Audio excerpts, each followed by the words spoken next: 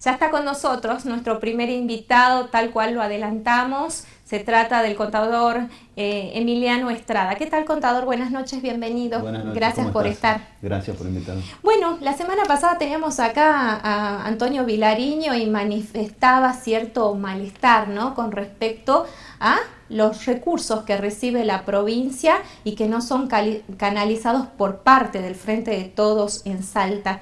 ¿Este gobierno tiene una mirada federal más allá de quién responda políticamente en las gestiones?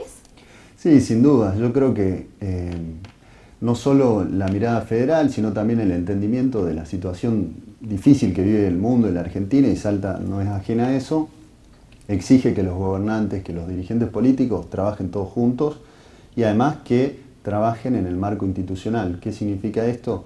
Que si yo soy gobernador de una provincia, tengo que trabajar con el intendente que eligió la gente, sea del partido que sea. Lo mismo sucede a nivel nacional, y además porque el presidente desde la campaña dijo: acá va a haber un presidente con 24 gobernadores, y es lo que se está cumpliendo y es lo que se está viendo a la hora de gestionar recursos que obviamente se canalizan a través de las provincias, de los municipios, y lo cual me parece también una cosa interesante para seguir sosteniendo a futuro en la Argentina, porque si uno se fija, por ejemplo, el año pasado, que fue el año de la pandemia, todos los recursos que fueron girados a las provincias fueron girados en el marco de una lógica objetiva que tenía que ver con el índice de coparticipación, y no hubo ningún tipo de discrecionalidad en función de los colores partidarios. ¿Pero han quedado de lado los dirigentes del Frente de Todos en la provincia? No, sin duda es que los intendentes, o sea, quienes están a cargo de ejecutivos, sean municipales, son parte del gobierno, son parte de la estructura institucional a través de la cual se gestionan los recursos del Estado. Yo, por ser dirigente del Frente de Todos, no puedo pretender ejecutar el presupuesto de la provincia o el presupuesto de un municipio, porque no me corresponde. Corresponde la ejecución de las partidas presupuestarias a quienes están en el mando de los ejecutivos, sea provinciales o municipales. Contador, todos los días vemos que el riesgo país es el más alto cada día. Dentro de algunos días, nada más el 30 de abril, se vence lo que es la concesión de hidrovía, por donde sale el 80% de las exportaciones de nuestro país. Vemos que el dólar no tiene una medida, digamos, de tope. Todos los días sube o baja, y ha subido enormemente lo que era diciembre a la fecha. ¿Cuál es la política económica de esta gestión?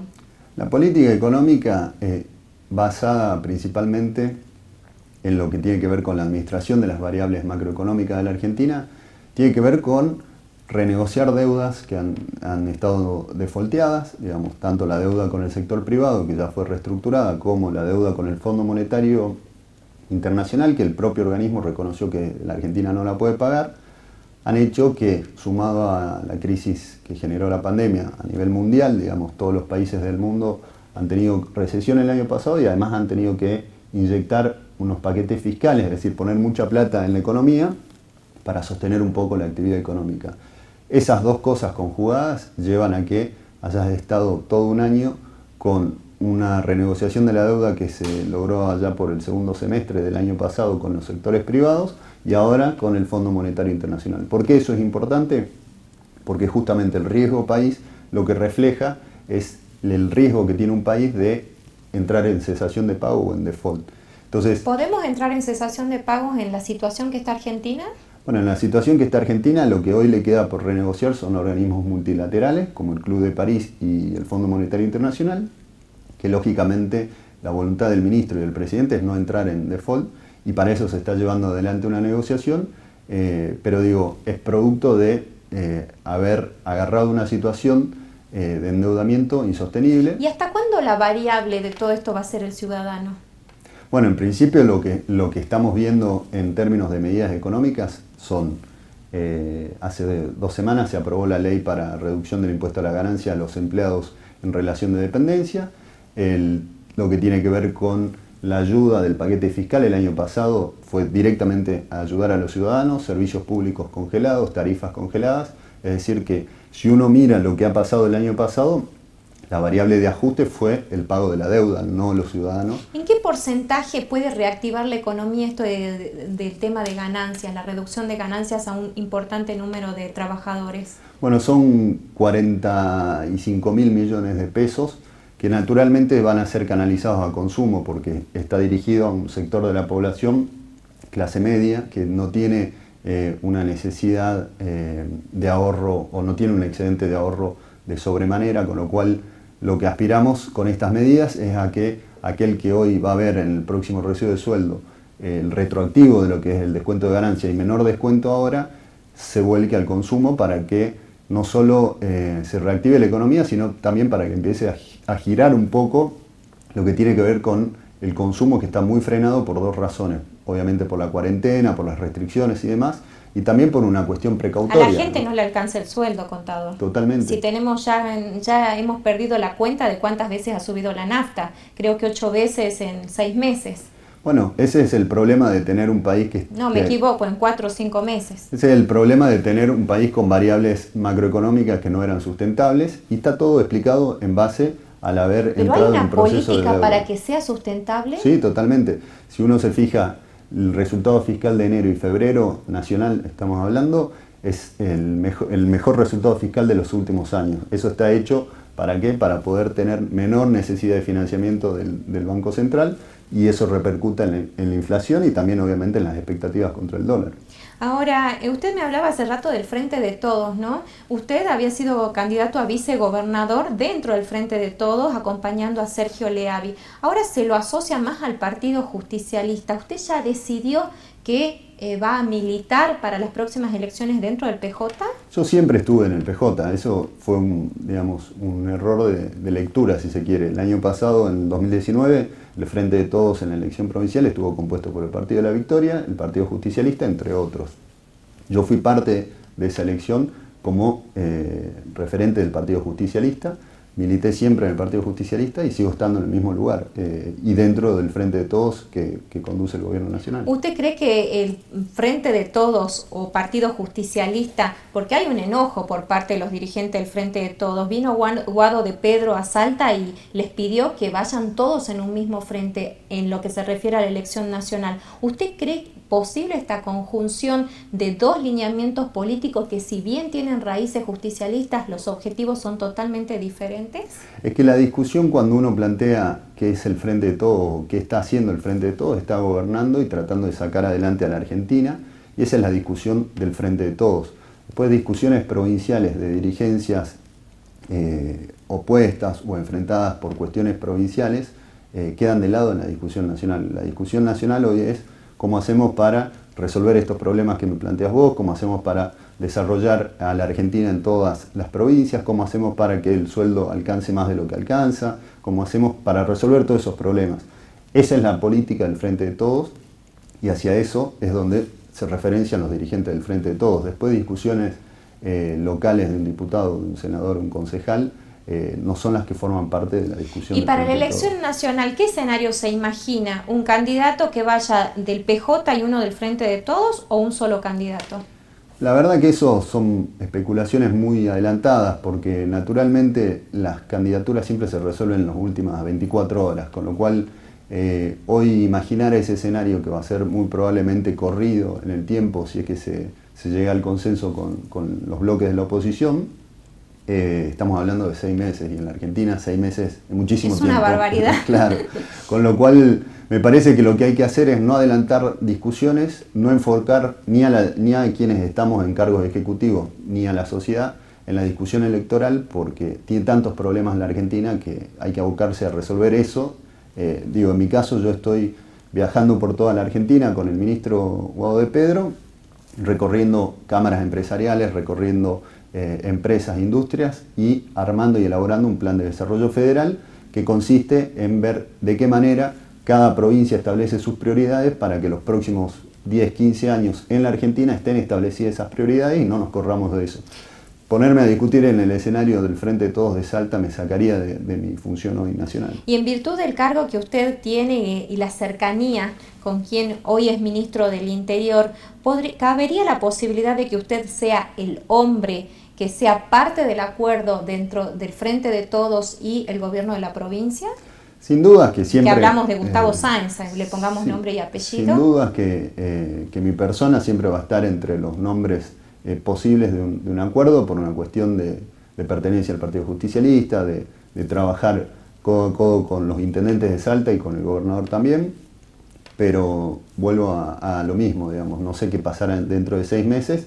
Lo que sí te puedo decir es qué pasa hoy. Hoy tenemos un gobierno que trabaja con todas las provincias y que en el caso mío particular, por ser salteño, trabajamos con el gobernador y con los intendentes para que les sea lo más fácil posible gestionar. En las últimas horas se han suscitado 2 hechos muy palpables a nivel de política nacional que obviamente repercuten en lo social, y es que el gobierno nacional ya está cediendo para que los chicos vuelvan a clases paulatinamente en virtud de un fallo judicial a favor, otro en contra, y que la Corte intervendría también, como así también con respecto a lo que sería la negociación de deudas que tiene el gobierno nacional con la capital. ¿Esto marca que hay cierto nerviosismo por parte del gobierno nacional con respecto a cómo ha bajado el nivel de aceptación de lo que es en su política? No, marca un gobierno que quiere dialogar y quiere trabajar codo a codo con todos los gobernadores. Digamos, si yo planteo que quiero sentarme a dialogar con vos y antes de venir a tu programa a dialogar te envío una carta documento, presento un amparo en la justicia, bueno, pocas ganas de dialogar tendré yo. Eso ha sido lo que ha pasado a nivel nacional, el gobierno nacional convocando al diálogo al jefe de gobierno de la ciudad, que antes de entrar a la reunión presenta un amparo en la justicia. Pero lo dijo antes, ¿no? Sí, pero digo, no invalida la falta de voluntad de diálogo. Pero si uno antes recurre la medida a la del justicia. gobierno nacional fue intempestiva, porque tampoco avisó al gobierno de la ciudad que iba a tomar esta medida cuando había una mesa de diálogo para tratar lo que era la pandemia. No, o sea gobierno... que si vemos quién traicionó a quién, parece que estarían mano a mano. El gobierno nacional tiene una meta, digamos, que es cuidar a todos los argentinos en un marco de pandemia. Yo lo que le preguntaría a cualquier persona de la Argentina, ¿quién cree que al gobierno nacional o al gobernador de la provincia o a quien sea le gusta poner restricciones? ¿Quién quiere cerrar horarios restrictivos cuando eso impacta en el consumo, impacta en la recaudación, impacta en el déficit fiscal? Nadie lo quiere hacer. Si se hace es por cuidar a los argentinos, por conseguir que la pandemia no afecte tanto como puede haber afectado en otros países. Y en definitiva me parece que ese es el interés primario de cualquier medida que tome el gobierno. ¿Usted comparte a nivel nacional la medida tomada sobre puntualmente el tema de clases en los colegios? Es que no es una medida nacional, ese es el problema de un país que no es federal como el nuestro. Nosotros estamos hoy acá en Salta hablando de lo que le pasó al jefe de gobierno de la ciudad de Buenos Aires, que no tiene nada que ver con lo que le pasa a los salteños. Me retracto, fue una disposición del gobierno nacional que los gobernadores debían o no acatar. Por eso, justamente los gobernadores fueron los que tenían la herramienta en el marco de lo que fueran viendo que iba sucediendo con la pandemia. El año pasado, la ciudad de Buenos Aires y la provincia de Buenos Aires estuvieron en fase 1 como 3 meses más que Salta o que Jujuy, y eso es lo que hay que hacer, digamos, administrar un gobierno en base a las realidades distintas que tiene cada provincia, pero yo sí veo una falta de acuerdos federales en este marco, de decir, estamos todo el día discutiendo lo que pasa en Buenos Aires, cuando deberíamos estar discutiendo qué es lo que pasa en Salta, qué pasa en Jujuy, qué pasa en otras provincias. En esto que es la discusión y la mirada federal, ¿qué mirada tiene el gobierno nacional de lo que es Salta? Tiene una mirada interesante respecto a lo que fue el trabajo del año pasado. Con el gobernador Sáenz trabajamos todo el año en lo que es nuestro plan de desarrollo federal. ¿Lo sienten propio ya Gustavo Sáenz? No, entendemos que es un gobernador con el que nosotros podemos dialogar y gestionar, y las decisiones políticas que tome cada gobernador, tanto el de Salta como el de cualquier otra provincia, las tomará en el marco del proceso electoral que todavía no se adentró, digamos, así que no sabemos qué decisión tomará cada gobernador, pero lo que sí sabemos es que trabajar para el plan de desarrollo federal nos genera un conocimiento, nos genera políticas públicas, que es lo que en definitiva siempre escuchamos que todo el mundo quiere. Bueno, nosotros venimos trabajando en silencio en eso para poder presentárselo a toda la sociedad y establecer cuáles son las medidas para que Salta reconvierta el ramal C14 ahora que se viene la minería, los 3 gasoductos que necesita La Puna, el ramal C15 para poder pensar en una integración del norte provincial y lo que es el centro de transbordo multimodal en Güemes para que el ferrocarril pueda llegar ahí. Todo eso tiene un solo objetivo para nosotros, que es cuánto trabajo puede generar eso. Y bueno, la minería en Salta puede generar más de 5.000 puestos de trabajo, entonces toda nuestra fuerza está hacia ese lugar. Y hacia eso, hacia donde queremos conducir a cada gobernador y a cada habitante de su provincia, que discutamos eso, no discutamos si la ciudad de Buenos Aires pasa una cosa o la otra, porque no es nuestra realidad. Salta nunca se benefició con los gobiernos de turno, porque siempre eran de distintos partidos, el de provincia con nación. Usted fue parte del gobierno de Juan Manuel Urtubey y hoy le toca ser parte del gobierno nacional. ¿Qué diferencia tiene Gustavo Sáenz con Juan Manuel Urtubey, que aún siendo de otro alineamiento político haya podido gestionar, al menos no sabemos si llegarán los recursos, una cantidad innumerable de obras que estaban tan postergadas para Salta? Bueno, me parece que el gobernador tiene una actitud muy proactiva que tiene que ver con encarar ciertos objetivos y trabajar en el diálogo, trabajar en las visitas a los ministerios para explicar la necesidad que tiene Salta de tener esas obras y por otro lado encuentra un gobierno que tiene una mirada de gobernar con los gobernadores, que no es menor. Digo, para que entendamos la diferencia, al año 2019 Salta tuvo alrededor de unos 100 millones de dólares de presupuesto de obra pública. Es decir, en un año Salta gastaba 100 millones de dólares. En el 2017, en la ciudad de Buenos Aires, el gobierno nacional con fondos nacionales hizo la obra del Paseo del Bajo, que fueron 380 millones de dólares. Un gobierno nacional que decidía gastarse 4 presupuestos casi de obra pública de la provincia de Salta en una sola obra en la ciudad de Buenos Aires. Hoy tenemos un gobierno nacional que mira a las provincias y dice, bueno, vayamos haciendo una cosa equilibrada, porque además entendemos que el norte grande, tiene tasas de desarrollo mucho más bajas que el centro. Entonces, eso le iba a preguntar justamente, ¿no? Usted que está muy empapado con respecto a la situación de las provincias del norte grande, ¿en qué escala nos encontramos con respecto al crecimiento de infraestructura? Uno se compara con Jujuy y siempre decimos Jujuy nos pasó por encima, si va a Tucumán, tiene ciertas diferencias también. ¿Hemos quedado muy atrás en esa escala? Salta necesita una inyección de infraestructura importante, y toda la región, te diría, porque, digamos, cruzás para Chaco, hay sectores de Chaco, Formosa mismo, que no tienen gas, por ejemplo.